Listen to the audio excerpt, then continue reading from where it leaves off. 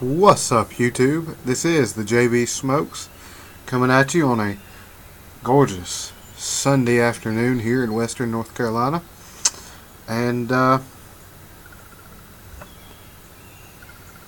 hope all of you are enjoying your Father's Day. I have yet still to call my dad, which I'll be doing after this video. Wasn't able to go see him today. But hopefully will here shortly. He's been kind of sick lately, and so I'm hoping things go well with that. He's been feeling some just hadn't been feeling well, and he had a colonoscopy, and they took 2 polyps out of him. What day was that? Friday. So, I hope things, kind of praying that things go well with that. This morning I got to preach for a buddy of mine, and preached through a portion of Scripture as an introduction to the Sermon on the Mount, which is where Christ teaches his followers how to live in a fallen world. So, kind of a timely message, I believe. But anyway, little housekeeping in the Robin Hood pipe. You may remember seeing this in a video I did where I picked this up for $5 at a gun show. But did a little restoration. Didn't get that. Come on, go and focus. That little nick. There's a little nick in the top of the bowl, and I kind of like it. It gives it a little bit of character. So, and in it, I am smoking some, well, was before it went out on me,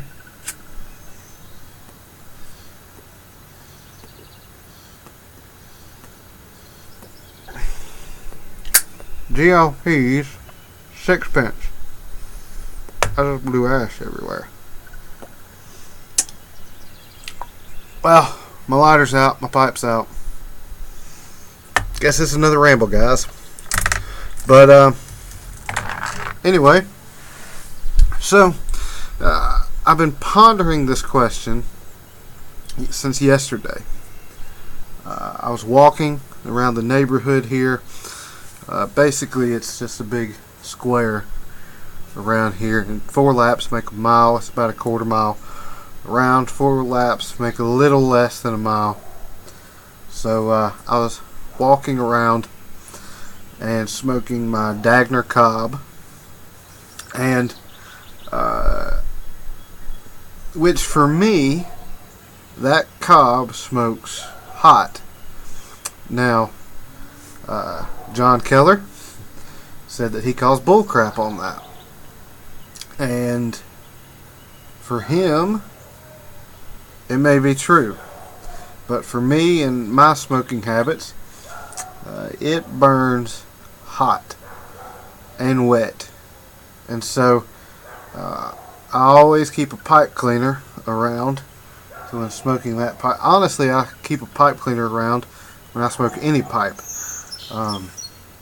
Because that's just how I smoke. I smoke hot and wet, and I try to lower my cadence, and especially now that it's hot outside, I feel like I'm smoking hotter. And so I wonder if some of you, also with it being summer, have noticed yourselves smoking hotter than usual, which forces me to smoke wetter than usual. And I feel like I always need a mud jug beside me whenever I'm smoking now, because I feel like there's just so much condensation happening within my mouth, and it's not condensation that I want to swallow. So, anyway, I was walking around yesterday smoking a light aromatic called Old Paddy Wagon from B&B Tobacconist, and my tongue was scorched, but as I was walking, I was retrohaling, and through that retrohale, I was able to continue to get flavor out of the tobacco. And then the retrohale would come out before me, and I'd walk right through it, and I don't know if it was inhaling or what, but I was able to smell the tobacco again. And it got me kind of asking this question of what is taste? So today, before it went out on me, I decided to go with a longer stem pipe and a tobacco that sixpence, if you know anything about it, which most of you do. Smoking Pipeliner just did a video review on it, and Tom, the diabetic man, in his Yuli's chat for today, Father's Day, recommended it, and so I decided to go for it.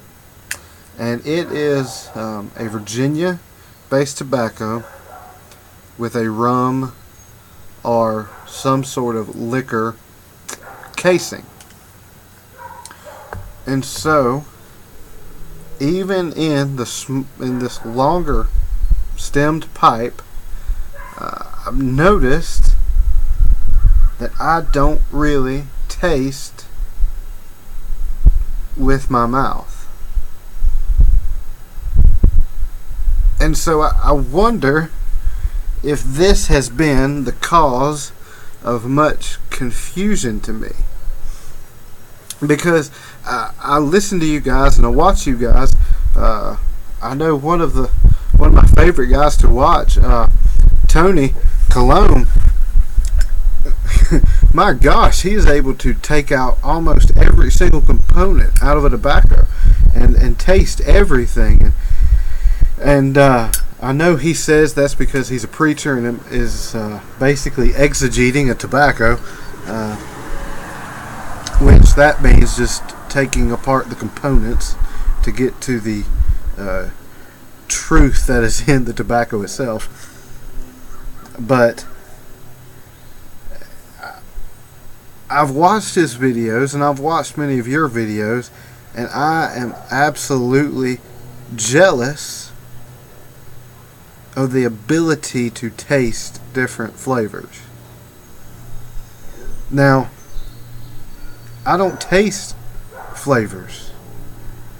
I understand what I like. I can taste that something is sweet, that something is spicy. I can taste that something may have a flavoring in it, but to taste components, I have not been able to do that. And I wonder if this has something to do with the fact that once I get done with a retrohale and there's no smoke in my mouth, I do not taste anything. And when I draw in the smoke before I retrohale, I do not taste anything. And I wonder why that is. Now, once I retrohale, I'm able to smell the flavors, to smell some. It's weird to me because I can smell sweetness, and that smell in my mind relays back to my taste buds. It's almost as if I don't taste anything, but yet the fact that I smell something tells my brain that I am tasting something. And so I don't have any answers to this. This is just something that I've kind of been pondering on, of what is taste, what is flavor. And we always hear that people perceive different tobaccos differently. I know at first I hated sixpence.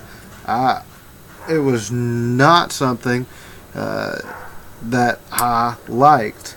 And when I had bought it, I bought 2 tins of it, and I was expecting that I would just kind of do it in a trade and give the other 10 away. But now that I've smoked, this being probably my 5th bowl of sixpence, I'm starting to enjoy it more and smell different flavors out of it. And so I don't want to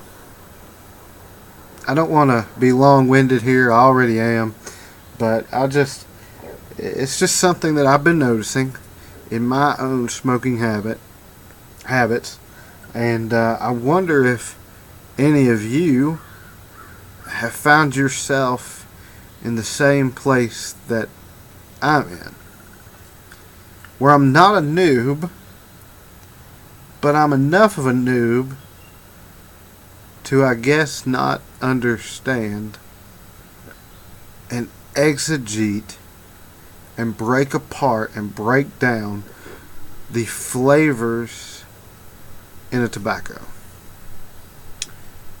And yet, I know what I like. And I can smell sweetness. And I can smell spiciness. And I can smell what a Virginia is supposed to taste like. So, that's just my little thoughts for today. Don't know if any of you have had this same experience, or if I am just completely crazy. But I'm going to go find a lighter and finish off this bowl. That's about halfway through. And I hope you guys have a blessed Father's Day. For all of you who are fathers out there, thank you for what you do.